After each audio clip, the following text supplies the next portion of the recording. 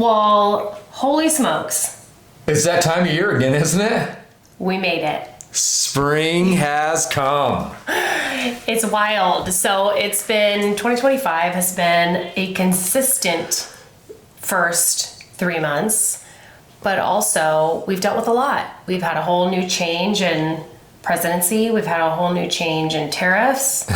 We've had a whole new change in all kinds of different things that are happening in our market. But I will say, spring is actually feeling pretty darn good.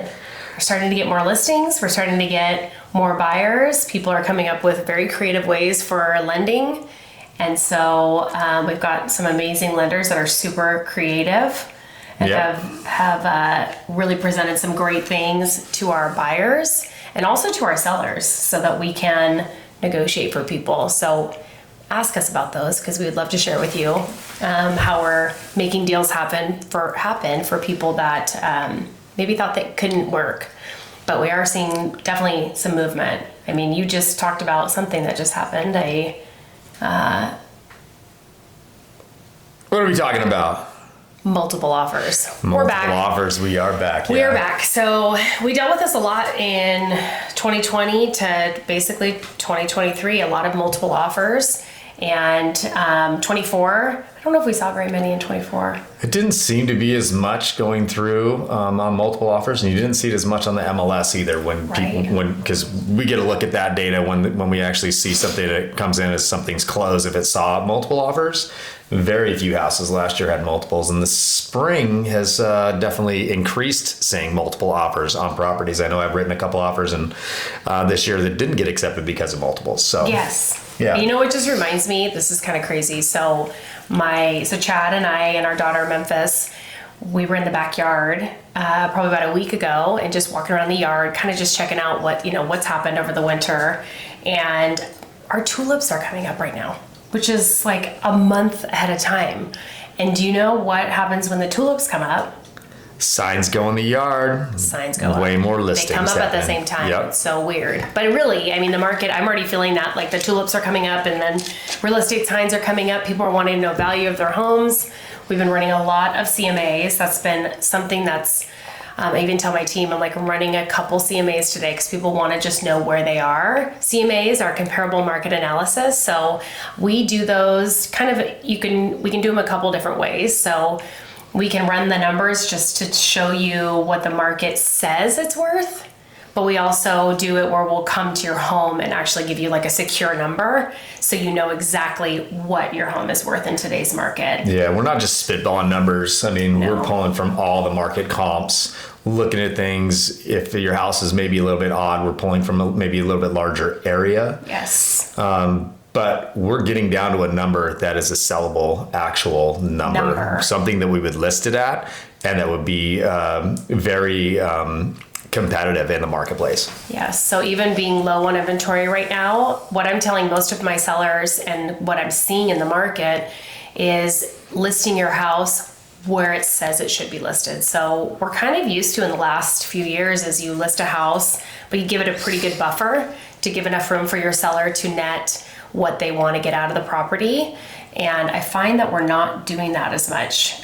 When I have actually or any of us have listed a property and listed it for what the market says it's worth in today's market, it will move. Those are the ones that are actually selling fast. Yes. and kind of meeting the seller's expectation. Right. It's when you say, hey, I want to see if I can list for, we'll give a round number, 25 grand above what you told me it was. So if you have a buyer that their house is worth $599 and yes. you said, okay, well, let's just push it to $625 and see what the market does. That house is going to sit. That a little bit longer. You're going to get the showings. Right. But you're not going to get the offers coming in as quickly as it would have been priced right to begin with. Right. And why do you think that is? That do the buyers know? Well, it's not just the buyers. I think their agents are more educated. They're pulling comps on those houses. They know what that neighborhood sells for, what it should sell for. So there's a lot more education that's happening, I think, with the buyer's agent on that side. So right. Yeah. It's not like the old rodeo in 2020 or 2021. You throw a number out there and you write it and you write it for 25 over. We're just not there anymore. No. So like really pricing your house correctly is the best thing a seller can do. Whether we're representing you or any other agent is representing you, it is so important to listen to your agents and let them guide you in the right direction so that you are successful together. Yeah. And so that's where it goes back to getting getting multiple offers on properties, because we're seeing that again. Yeah. So if they're priced right and the buyer's agent knows that they're priced right, then they know that there's going to be more competition. And usually if the listing agent has priced it at the number that it should have been priced at, the competition just increases right there for anybody coming in to look at the house and write an offer. And you're going to find that the better your price is, the more opportunity you're going to have to make a higher price in the end. Or meet the price you're actually wanting. Right. So we have a seller who's interested in listing their property with us. And the number that the seller has is a lot higher than what the market is saying it is. We have taken listings that are a little bit higher with the expectation that this may be a, over 4, 5, 6 month ordeal as we wait for the market to possibly come up. We don't know what the market's going to do, but possibly come up. So it's challenging for an agent and the market and the buyer's market or buyer's agent to see an overpriced listing and want to show that listing. So I think as an experienced agent, and as most of agents that are here, and especially on our team and our brokerage, we can look at a listing and go, whoa, where'd they come up with that number? Yeah. So it's really, really smart for sellers to just be educated. And if you need to get numbers from a couple different agents, that might not be a bad idea, because you'll be able to see what everybody is kind of after a same number. I mean, if they're all over the place, then we've got maybe an issue. Excuse me. Possibly an issue with an agent just trying to get the listing because that's what the seller wants. The seller wants $900,000, but it's really worth like $825 or something like that. So it's really just being smart about it, because buyers are more educated than they've ever been. The internet shows them everything. Absolutely. You'll see on Zillow that your house is worth a certain amount of money. Zillow for Idaho it doesn't work because we're a non-disclosure state. So what that means is we don't report that you purchased the property for $900,000, let's say. We'll never show that. We'll never show that you paid that amount. So that's why our taxes are so low here, is because we're not based off of what you paid for the property. It's more so what it's assessed for. And then of course we have our homeowners exemptions, which keep our property taxes low. And that's why a lot of retirees move here. That's one thing that we definitely benefit in Idaho, is that we have low taxes. And we get a lot of people who are happy to have that. Obviously we all are. Yeah, it's good to absolutely. have. So another thing that I was thinking about on the listing side, when you come in at an overpriced price, you're representing the buyer? No, the listing on the listing side, and say you do it at a price that's what they want to see you get. And then you find out, 2 weeks, a month down the road, you're only getting a few showings here or there. And then every response is, it's overpriced. That's what you're getting back in the feedback, right?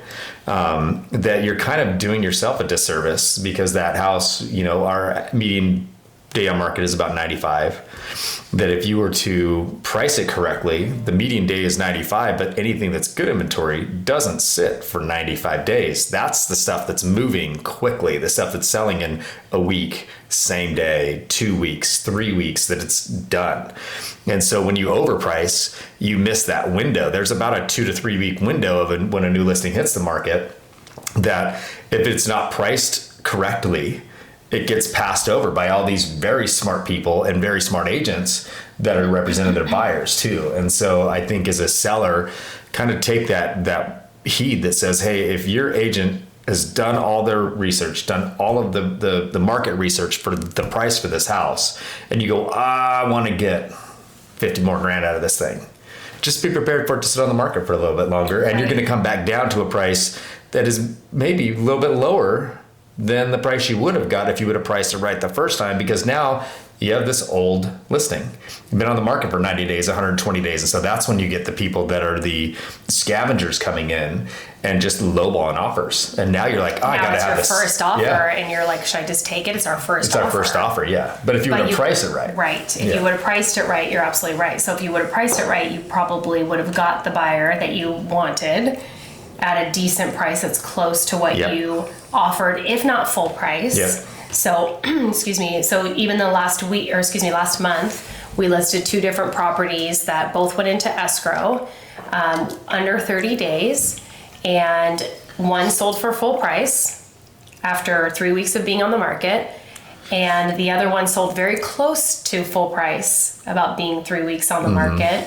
But both were priced where they should have been. Yeah. So they didn't sit. They didn't sit. Yeah. And it's a very competitive market for the houses that are priced right.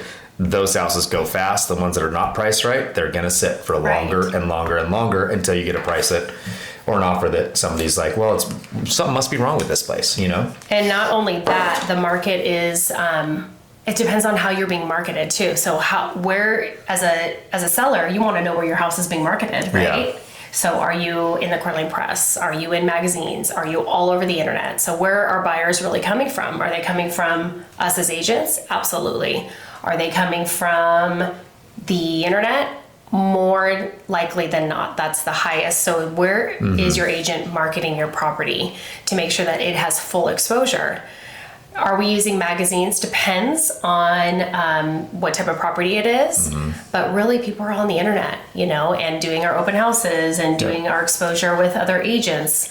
And open houses is kind of effective, a little bit more effective than it used to be, based on some of the NAR things that have came out last year, where you can't just willy-nilly just go pop in and see a house. Right. And so I think that has helped sell more houses than anything these days too. Yeah, so that's true. It's been a really good. So with the NAR settlement that happened back in August 2024, we now have to have a document signed in order to show property to anybody. It's not a commitment necessarily to the buyer and the agent, but it's more so a liability for us as agents, and also protecting both the buyer and us, and the seller, to be honest, all the way around when we're showing property. So that's a new thing as of August last year, and it's been easy peasy. So. Yeah, it's kind of business as usual, as long as you abide by the rules. Absolutely. So most people are wondering what to expect in the Idaho market for 2025. I think a lot's going to happen in 2025 up here. We're feeling it. And typically I always say this too. I'm like, I feel it. Even in 2020 when the market was crashing and COVID was coming. Yeah. I had just had our daughter, and I went right back to work at 6 weeks because I could feel it. And there was no one in the office, but I knew the market was going to boom. She was writing an offer 9 hours after she gave birth to our daughter, just so everybody knows. That is a fact. It is a fact. That is a fact. So we're feeling it again. The market's going to move. I think there's a lot of buyers looking right now. A lot of people on the sidelines, kind of wondering what everybody's going to do. Yeah, interest rates are down a little bit, so that's been nice. It has been, and then we've been negotiating interest rates anyway. Yeah, so we've been negotiating interest rates to bring them down, negotiating prices. So what would you call this? What would you call this market right now between now and when the sun shines? This is an opportunity market. It is, absolutely. Completely opportunity market. So if you are thinking about buying or selling in today's market, it might be a good time to do so. If you were buying, competition is there for sure, but it won't be like it is when everybody comes, when school's out, when the kids come, people start moving here, the retirees are coming here, all of that. So we are wanting to help, and we're excited to help you when the timing is right. And just so you know, we are no pressure. We're here for information only, and when the timing is right for you, that's when we jump. Yeah, we love helping people, and it's kind of like our job and duty to do that. But I think more importantly, it's something that we enjoy doing as agents.